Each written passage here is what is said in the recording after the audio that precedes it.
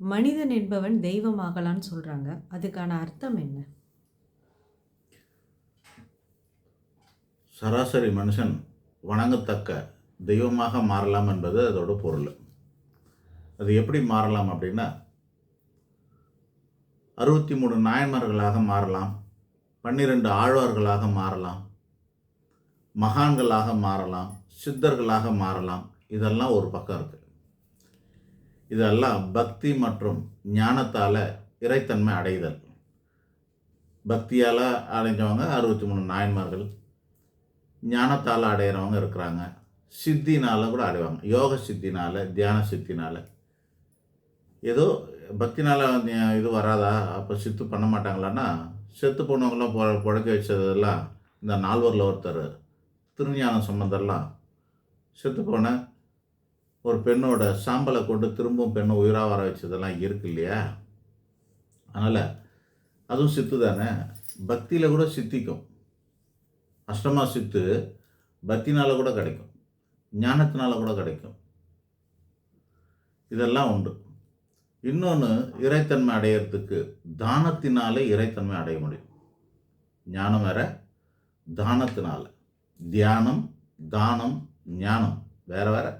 எல்லாத்து மூலியமே இறைத்தன்மை அடைய முடியும். சித்தி ஆகுதோ இல்லையோ, அஷ்டமா சித்தி கை கொடுதோ இல்லையோ தானம் பண்ணுறவங்களுக்கு, ஆனால் வணங்கத்தக்கிற அளவுக்கு இறைவனாக மாற முடியும்னு இருக்கு. இப்போ அதுக்கு ஒரு உதாரணம் சொல்கிறேன். கிருஷ்ண பரமாத்மா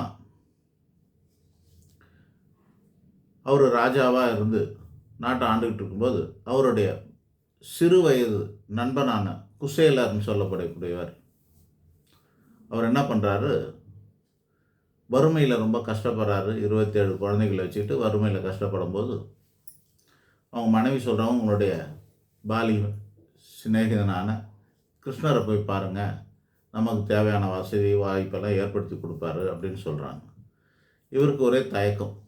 நான் சின்ன வயசில் ஃப்ரெண்டாக இருந்தேன், ஆனால் இப்போ இல்லையான்னு. எதுக்கு அவர் அந்த மாதிரி இருந்தாங்கன்னா, கிருஷ்ண சின்ன வயசில் குறும்புத்தனத்தின சில தவறுகளை பண்ணிட்டாரு. அந்த தண்டனைகளை குசேலர் என்ன பண்ணியிருக்காருன்னா, நான் தான் செஞ்சேன்னு அவருக்காக அந்த தண்டனையெல்லாம் வாங்கியிருக்கார். அந்த அளவுக்கு நட்பு இருந்திருக்கு. இவர் ராஜ பரம்பரையில் வந்துட்டார். அவர் ஏழ்மையிலே இருக்கிறார். எப்படி கேட்குறதுன்னு தெரியல. சும்மா வேற எப்படி போகிறது, நம்மளெல்லாம் எப்படி விடுவாங்க அப்படின்னு தெரியல. இருந்தாலும் தயக்கத்தோடு போகிறாரு. அந்த அம்மா அக்கம் பக்கத்தில் இருந்து வாங்கி ஒரு புடி அவல் மட்டும் கொடுத்து அமிச்சாங்க. அதை கத்தலான அவருடைய வஸ்திரத்தில் கட்டி எடுத்துன்னு போகிறாரு. வாசலில் உள்ள விடலை. ஆனால் அவர் ஏதோ சொல்கிறாரு. கொஞ்சம் சத்தம் வருது. அந்த சத்தத்தை கேட்டு கிருஷ்ணரே வெளியே வராரு. வந்தவுடனே இவரை பார்த்து கட்டி பிடிச்சிக்கிறாரு. குஷலா எப்படி இருக்கேனாரா, வீட்டுக்கு உள்ளே அரண்மனைக்கு உள்ளே கூப்பிட்டு போயிட்டு அவர் பாத பூஜைலாம் பண்ணி அவரை தனக்கு நிகரான ஆசனத்தில் உட்கார வச்சு, தன்னோட ஆசனத்தில் உட்கார வச்சு அழகு பார்க்குறாரு. இதெல்லாம் பார்த்துட்டு அவர் பேசிக்கிட்டு இருக்கிறாரு. ஆனால் இவர் என்ன கேட்க வந்தாரோ அது கேட்கறதுக்கு ஒன்றுமே மனம் வரல. நடுவில், சரி என்னை பார்க்க வந்தியே, எனக்கு என்ன கொண்டு வந்த அப்படின்னும்போது, தயங்கி தயங்கி உனக்கு பிடிக்குமேனு ஒரு படி அவல் கொண்டு வந்திருக்கான்ருக்காரு. அந்த அவலை இவர் 1 2 சாப்பிடும்போது அம்மா என்ன பண்ணுறாங்க, அதாவது லக்ஷ்மி அம்மா என்ன பண்ணுறாங்க, தடுக்கிறாங்க. ரொம்ப சாப்பிடாதீங்க போதும்னு. ஏன்னா இவர் சாப்பிட சாப்பிட அவரோட குடும்பம் அங்கே செழிக்க ஆரம்பிக்குது. வீடெல்லாம் மாறி ஐஸ்வர்யம், தரித்திரம்லாம் விலகி ஐஸ்வர்யங்கள் சேர ஆரம்பிச்சிருது. ஆனால் இங்கே குசேலருக்கு அதெல்லாம் தெரியாது. கடைசி வரைக்கும் சொல்லலை. இவரெல்லாம் பார்த்து முடிச்சுட்டு நான் போயிட்டு வரேன்றாரு. இவரும் வணங்கிறாரு. போயிட்டு வரான்னு தான் அனுப்பி வைக்கிறாங்க.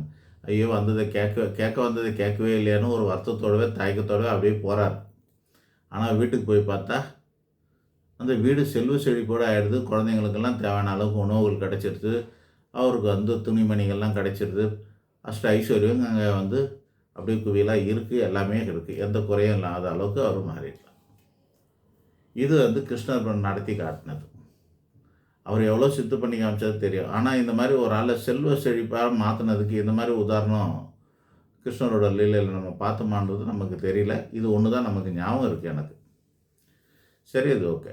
இப்போ இது மாதிரி இங்கே இந்த காலத்தில் யாராவது செஞ்சுருக்காங்களான்னா, நீங்கள் நம்ம சமீப காலத்தில் இந்த 19ஆம் நூற்றாண்டு, 20ஆம் நூற்றாண்டு, 21ஆம் நூற்றாண்டில் நம்ம கேள்விப்பட்ட ஒரு சில மகான்களில் அல்லது ஒரு தானத்துக்குரியவர்களில் கப்பல் ஓட்டிய தமிழன் சொல்லக்கூடியவர் தன்னோட சொத்து பத்தெல்லாம் அந்த நாட்டுக்காக கொடுத்தாருன்னு தெரியும். பல பேர் அந்த மாதிரி கொடுத்துருக்காங்க. முத்துராமலிங்க தேவர் அவர்கள் தன்னோட சொத்துக்கள் எல்லாம் தாழ்த்தப்பட்ட மக்களுக்கு அள்ளி கொடுத்துருக்காரு. ஃபுல்லாக பிரித்து கொடுத்துட்ருக்காரு. இந்த மாதிரி பல விஷயங்களெல்லாம் நம்ம பார்க்குறோம். இதெல்லாம் நமக்கு தெரியும். தன்னோட தவ வலிமையினாலையும் ஞானத்தினாலையும் அணையா விளக்கு ஏற்றி வச்சு வள்ளல் பெருமான் இன்றைக்கி வரைக்கும் வடலூரில் அன்னதானம் பண்ணிக்கிட்டு இருக்கிறாங்க. இதெல்லாம் நமக்கு தெரியும். ஆனாலும் ஒரு சில மனிதர்கள் இவங்களை காட்டிலும் ஃபேமஸ் ஆகியிருக்காங்க. அதில் ஒருத்தர் எம்ஜிஆர். தமிழக முதலமைச்சராக இருந்த எம்ஜிஆர் அவர் நடிக்கிற காலத்துலேருந்து முதல் சம்பளம் வாங்கின காலத்திலேருந்தே அது முழுசாக வீட்டுக்கு கொண்டு வரல. அந்த சம்பளத்தை காசை வீட்டுக்கு கொண்டு வராதப்போ அவங்க அண்ணன் சக்கரபாணி வந்து இவ்வளோ பணம் வாங்கினாரு, ஆனால் இவ்வளோ தான் தந்து கொடுத்துருக்குறாருன்னு சொன்னோடனே அவங்க அம்மா வந்து கேட்குறாங்க, என்ன இவ்வளோ வாங்கினேமே இதான் வந்திருக்காருன்னும்போது அவர் வந்து இல்லை நான் வாங்கினது கரெக்ட் தான், ஆனால் வரும்போது யாருக்கும் தர்மம் பண்ணிட்டு வந்துட்டார். அது பண்ணிட்டு வந்தோடனே அவங்க அம்மா சொன்னாங்களாம் சக்கரபாணி, இனிமேல் அவங்ககிட்ட கணக்கு கேட்குற வேலை மட்டும் வச்சுக்காத. அவன் வந்து தான் வாழறதுக்காக பிறந்தவல்ல, தன்னோட முதல் சம்பளத்தில் தர்மம் பண்ணிட்டு வந்திருக்கிறான். அவன் வந்து அடுத்தவங்களுக்கானவன், அவங்ககிட்ட நீ கணக்கு கேட்குற வேலையை வச்சுக்காதுன்னு சொல்லிவிட்டு எம்ஜிஆரோட அண்ணனுக்கு அட்வைஸ் பண்ணியிருக்கிறாங்க. அந்த முதல் சம்பளத்துலேருந்து நம்ம கேள்விப்பட்டதில் வரைக்கும் பல காலத்தில் அவர் எல்லாமே ஏகப்பட்ட பேருக்கு செஞ்சுருக்காருன்னு ஏகப்பட்ட நூற்றுக்கணக்கான நபர்களுடைய வீடியோக்கள் நம்ம பார்க்க முடியுது. அந்த மாதிரி ஒரு வீடியோ பார்த்த ஞாபகம் எனக்கு, வீடியோவாக இல்லை ஸ்டோரியாக கேட்ட ஞாபகம் எனக்கு, படித்த ஞாபகமோ கேட்ட ஞாபகமோ ஒன்று இருக்குது. அது என்னன்னா, சட்டசபையில் இருந்து மாப்போ சிவஞானம்ங்கிறவர் சட்டசபை முடிஞ்சு வெளியே போகணும். எல்லாரும் வெளியே போகிறாங்க, எம்எல்ஏக்கெல்லாம் வெளியே போகிறாங்க, இவரும் போகணும். ஆனால் அவர் போகாமல் அங்கேயே உலாத்திக்கிட்டு இருக்கிறார். அப்படி இருக்கும்போது எம்ஜிஆர் கேட்குறாங்க, என்ன ஐயா இன்னும் இங்கேயே இருக்கிறீங்க, வீட்டுக்கு போகலையா அப்படின்போது அவர் சொல்கிறாரு, இல்லை இங்கே வெயில் அதிகமாக இருக்குது இன்றைக்கி, சரி ஏசியில் இருக்கிறது கொஞ்சம் இதமாக இருக்குது, அதனால் இங்கேயே இருக்கிறேன், வெயில் தாழ்ந்தோன்னே நான் வீட்டுக்கு போவேன் அப்படின்னு சொல்லியிருக்கார். இவர் என்ன பண்ணார், அப்படியான்னு சொல்லிட்டு அதாவது வெயில்னா வீட்டில் போனால் ஒரே வெட்கையாக இருக்கும், புழுக்கமாக இருக்கும், அதனால் இங்கே இருந்துட்டு வெயிலெலாம் தாழ்ந்ததுக்கப்புறம் போகலான்னு இருக்கேன்னு சொல்கிறார். வீட்டில் அவருக்கு வந்து ஏசிலாம் இல்லை, ரொம்ப எளிமையாக இருக்கிறவர். மாப்போ சிவஞானம் ரொம்ப எளிமையாக இருக்கிறவர். அப்படியேப்பட்ட ஒருத்தர் இப்படி இருக்கும்போது சரின்னு இவர்கிட்ட நேரம் ஸ்பெண்ட் பண்ணுறாரு எம்ஜிஆர். சரின்னு சொல்லிவிட்டு 5 மணி நேரம் கூடவே வச்சுன்னு இருந்திருக்கார் தான் கூடவே. அவருக்காக என்ன வேலை இருக்கும் அவருக்கு ஒரு சிஎம்முக்கு, ஆனால் எல்லாம் விட்டுட்டு அவர் கூடவே வந்து